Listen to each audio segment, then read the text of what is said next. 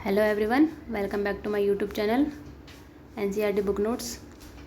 आज हम पढ़ेंगे क्लास 8th क्लास की हिस्ट्री 1857 का विद्रोह। अवध अंग्रेज़ों के कब्जे में आने वाली आखिरी रियासत थी। 1801 में अवध पर सहायक संधि थोपी गई थी तथा 1856 में अवध पर कब्जा कर लिया गया था। अब सहायक संधि अवध पर 1801 में थोपी गई थी। सहायक संधि थी क्या?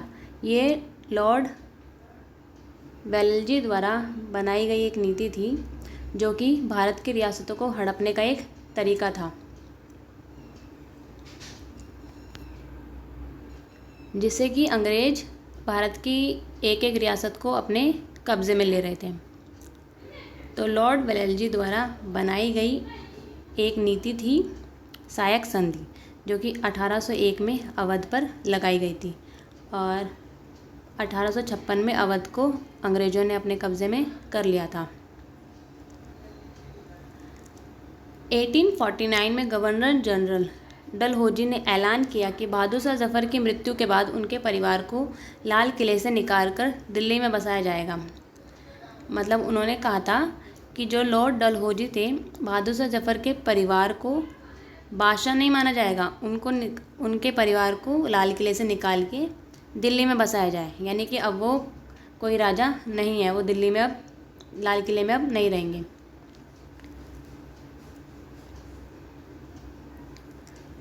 लॉर्ड कैनिंग, ये गवर्नर जनरल कैनिंग, अब इन्होंने कहा था कि जो बहादुर शाह जफ़र है ना, वो आखिरी बादशाह है। यानी कि अब इनके बाद जो इनके जो बेटे होंगे वो उनको बादशाह नहीं माना जाएगा, वो सिर्फ राजकुमार है और इनके बाद कोई बादशाह नहीं बनेगा। इस तरह से बहादुर शाह जफ़र को राजगद्दी से हटा दिया गया और इनको जेल में डाल दिया गया। 1856 में हुआ था ये, मतलब जब अवध को कब्ज़े में कर लिया गया तो उसी समय दिल्ली को भी अपने कब्ज़े में कर लिया गया 1856 में, ये कहकर कि बहादुर शाह जफ़र आखिरी बादशाह होंगे। ये कहा गया था कैनिंग द्वारा, कैनिंग ने कहा था। और लॉर्ड डलहौजी द्वारा ऐलान किया गया था कि उनके परिवार को दिल्ली में बसाया जाएगा। 1850 में एक नया कानून बनाया गया जिसमें कहा गया था कि जो भारतीय लोग ईसाई धर्म को अपनाएंगे उनके पुरखों की ज़मीन को हड़पा नहीं जाएगा।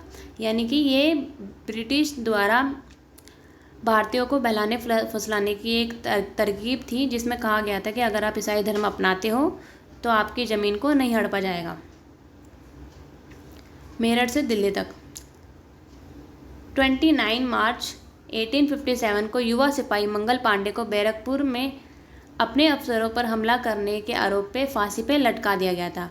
मंगल पांडे को कब फांसी दी गई थी? 29 मार्च 1857 में बैरकपुर में।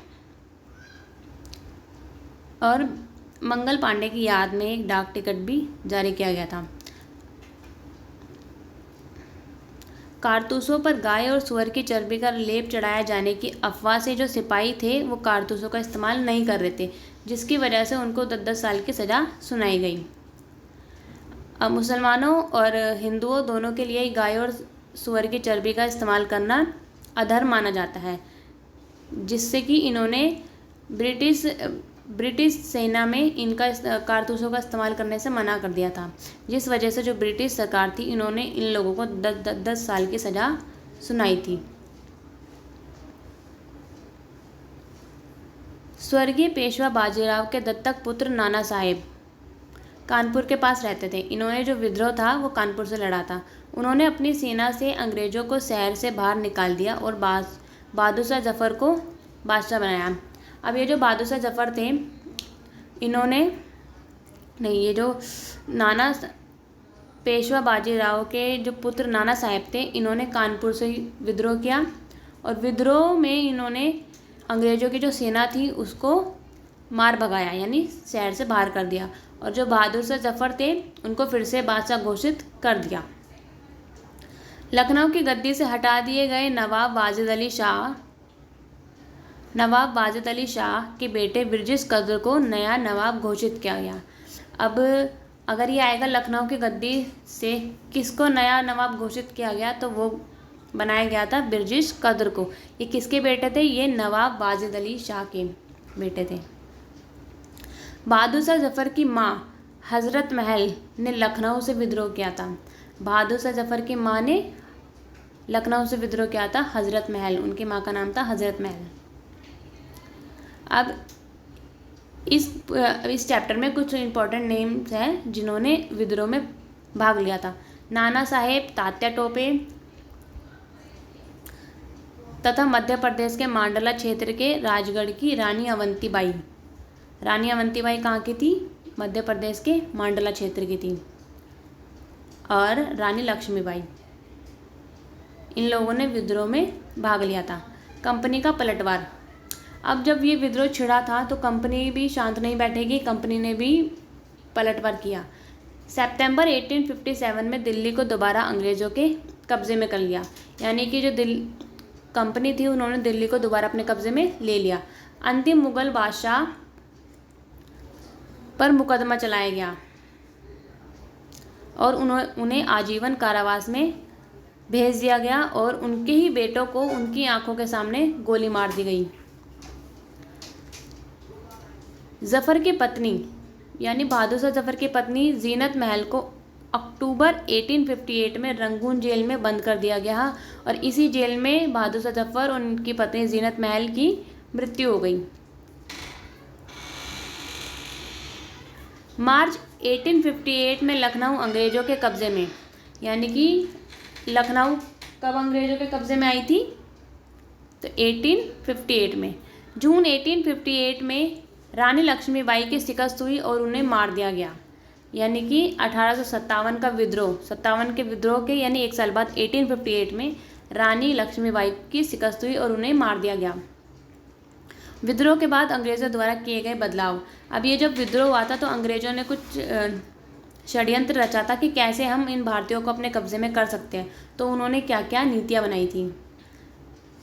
ब्रिटिश संसद ने एक नया कानून बनाया था जिसमें सारी शक्तियों को ईस्ट इंडिया कंपनी को सौंप दी गई थी। नागरिकों को विश्वास दिलाया गया कि उनकी ज़मीन उनसे नहीं छीनी जाएगी।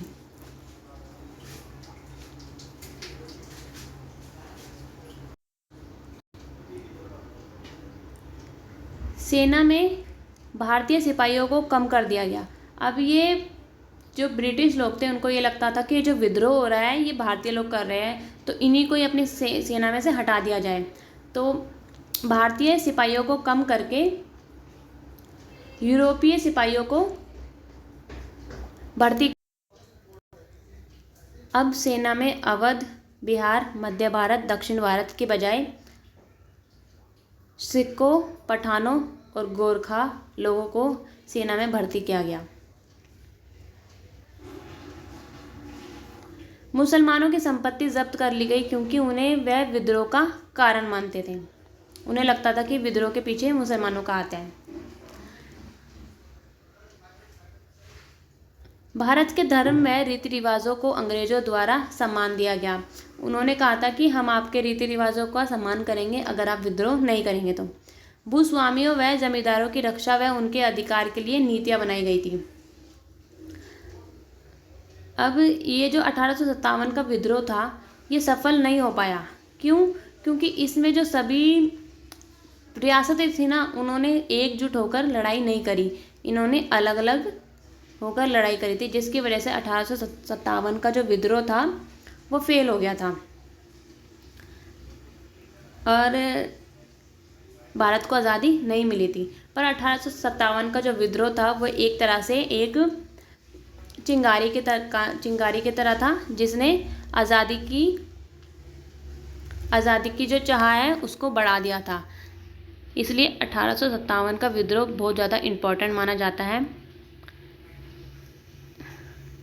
I hope you like this video. Thank you so much for watching. Keep like and subscribe.